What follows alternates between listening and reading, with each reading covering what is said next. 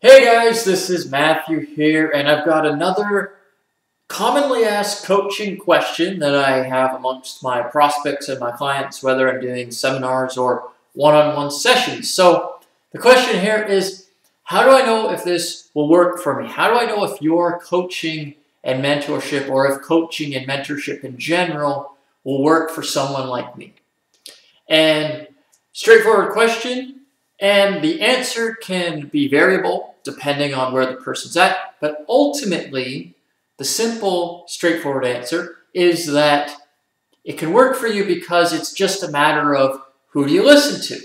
And as some of you watching this video may have heard the idea that listen to people that have what you want and have been where you are.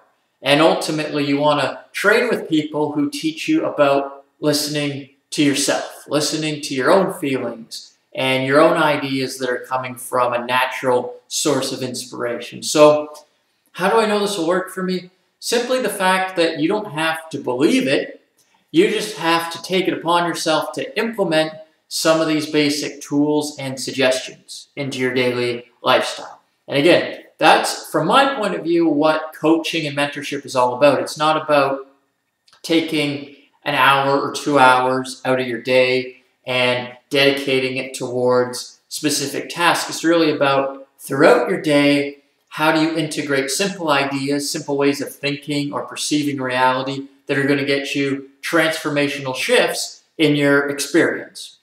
So the way you gauge whether or not coaching or mentorship will work for you is simply based on, is the person you're talking to, number one, do they have what you want in life? And I'm not talking necessarily about material things. I'm just talking about their state of being here. Are you mentoring with someone who has a level of peace or happiness or overall perception of success in their life that you want to have? And the idea, have been where you are. Ultimately, it's always helpful working with someone who has an idea of the path that you must take in order to be successful in whatever area of life you want to be successful. So, if you want to generate millions of dollars, then potentially Donald Trump would make a good mentor. But then if you say, well, I want to make millions of dollars, but I want to also be a nice person, then you might say, well, nothing against Donald Trump, but maybe he's not the mentor for me because he has lots of money, but maybe he's not the nicest person, if that's your perception of him. So you decide, okay, well, why don't I find someone who is rich and is a nice person? And then you can use them as your mentor, as an example. So then you'd be like, oh, maybe Richard Branson or someone like Elon Musk. I kind of identify with them a little bit more. So then you can start reading their books and looking into what they're up to in their daily reality, and there's lots of information on that. If you have the idea that, well, I just want to be happier, then just get with a mentor who's genuinely experiencing happiness in all areas of their life, universally, in a genuine way. If you want greater health, same thing applies. It's just like, okay, who's someone that takes care of their body in a way that resonates with me? So that's the second component, is that the person has to resonate with you. So it doesn't really matter if they have achieved kind of a physical achievement that you desire. It's more about what they're doing in their reality. Does it resonate with what I want? Does it seem easy and natural for me? So if the answer is yes, then that's simply a person you can learn from. Now, also, the idea like, how do I know that coaching and mentorship will work for me? Well, you don't even necessarily need to focus on a particular person to be your mentor. Really, it fundamentally comes down to, and this was the third component I talked about initially, is listening to your own feelings, your own intuition, your own inner teacher. That's ultimately where an authentic mentor coach will lead you. And at the same time, while you may be engaged in that type of relationship, consider that life itself is your mentor. Life itself is your guidance system. And it's constantly communicating to you different signs and symbols and forms of communication that allow you to identify the track that serves you best.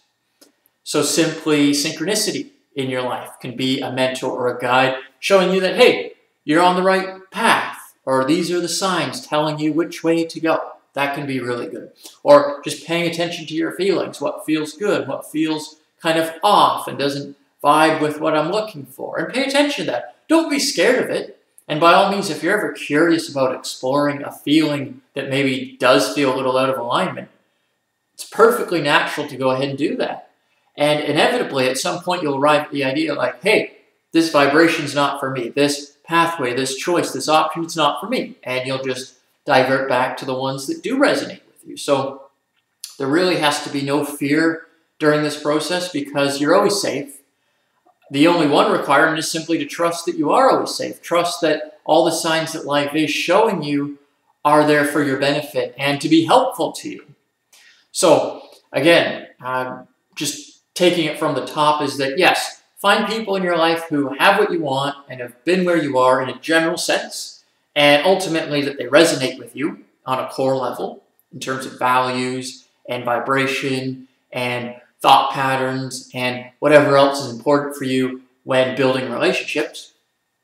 And secondly, but I'd say most importantly, is allow life to be your mentor through your own intuitions and own guidance, being your own teacher, and paying attention to your own feelings and identifying what your beliefs and definitions are about your reality, and allow those to teach you as much as they can as well. And that's your ultimate mentor, because all the people in your life, whether it's a mentor or a friend or any type of relationship, they all came from you anyway.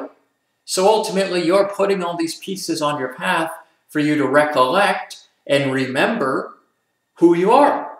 And that's what it's really all about. So use life as a mechanism for remembering who you really are, which is a spiritual being, an authentic being, a happy being, an eternal being, an immortal being from the standpoint that you are eternally in spirit.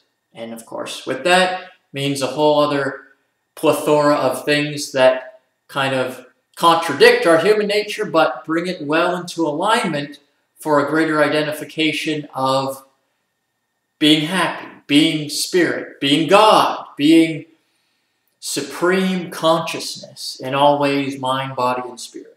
So that's the answer to that question. If you have any comments or ideas about how that may work or how to apply it in your life or how to identify finding the right mentor for you, then by all means, ask your questions and I will be happy to assist you. And I look forward to seeing you on the next video. Until then, have a great day.